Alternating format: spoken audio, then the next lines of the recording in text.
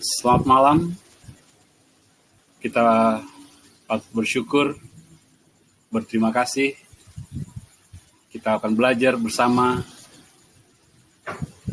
dengan tema 5 menit bersama Alkitab.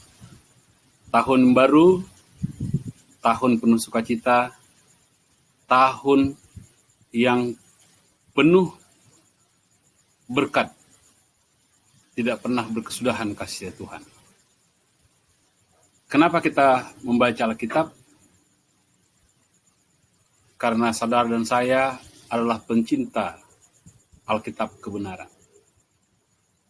Dan saat yang tepat untuk belajar Alkitab. Kenapa? Oleh karena apa yang tidak kita ketahui, biarkan Alkitab yang menjawab dari rasa penasaran kita. Kenapa? Oleh karena Alkitab kabar baik buat semua. Alkitab ditulis oleh siapa? Hanya 5 menit kita belajar Alkitab bersama. Mari fokus. Mari undang kuasa Roh Kudus Tuhan agar hadir dalam pertemuan ini. Alkitab adalah wahyu Allah kepada manusia. Alkitab terdiri dari 66 buku. Dari 66 buku ini dibagi 22 buku berbicara tentang sejarah, 21 buku berbicara tentang nubuatan, 21 buku dalam bentuk surat, dan 2 buku tentang syair.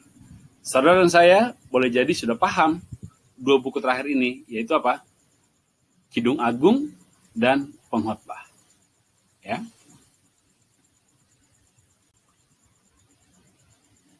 Siapa penulisnya? Penulisnya ada 36 orang. Terdiri dari raja, petani, ahli hukum, jenderal, nelayan, pendeta, imam, pemungut cukai, dokter, beberapa orang kaya, dan beberapa orang miskin. Alkitab ditulis 1600 tahun. Alkitab adalah satu buku karena Allah adalah sumber dan penulis yang sejati.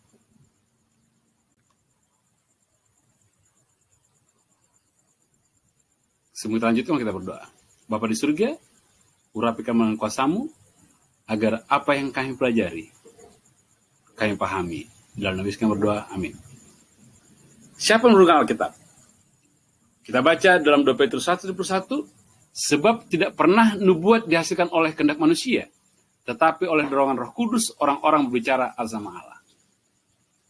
Dalam 1 Petrus 1 ayat 10 dan 11 dikatakan apa? Keselamatan itulah yang diselidiki dan diteliti. Oleh siapa? Oleh nabi-nabi. Kenapa nabi-nabi? Oleh karena dituntun oleh Roh Kudus.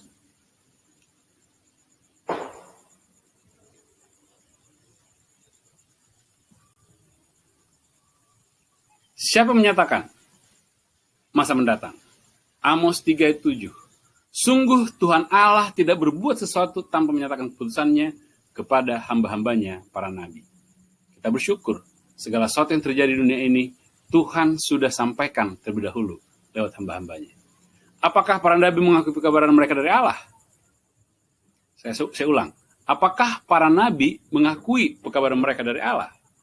Dalam 2 Samuel 23 ayat 2, Raja Daud katakan apa? Roh Tuhan berbicara.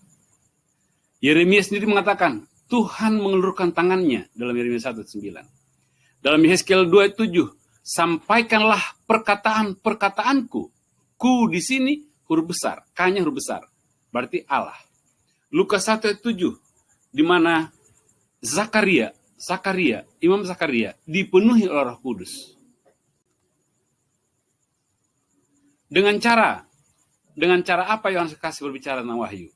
Wahyu 1 ayat 1. Inilah wahyu Yesus Kristus yang dikaruniakan Allah kepadanya, supaya ditunjukkannya kepada hamba-hambanya apa yang harus segera terjadi.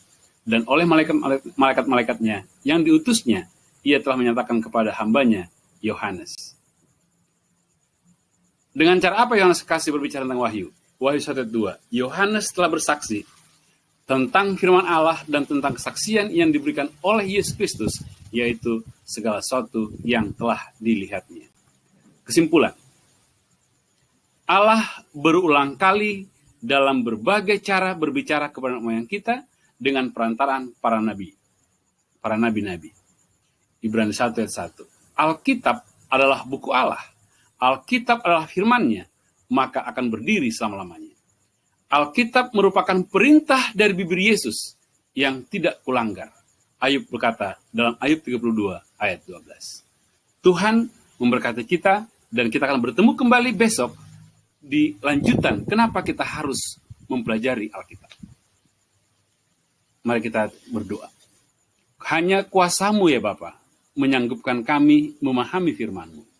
Hanya kuasa-Mu Bapa yang menyanggupkan kami memahami rancangan damai sejahtera hari esok yang penuh harapan itu menjadi bahagian kami lewat membaca firman-Mu. Untuk itu, hikmat-Mu bersama dengan kami, hikmat-Mu menuntun kami, agar apa yang kami baca dan pelajari dapat kami pahami dan boleh kami hidupkan dalam kehidupan kami. Di dalam nama Yesus kami berdoa. Amin. Sampai jumpa besok malam. Tuhan memberkati.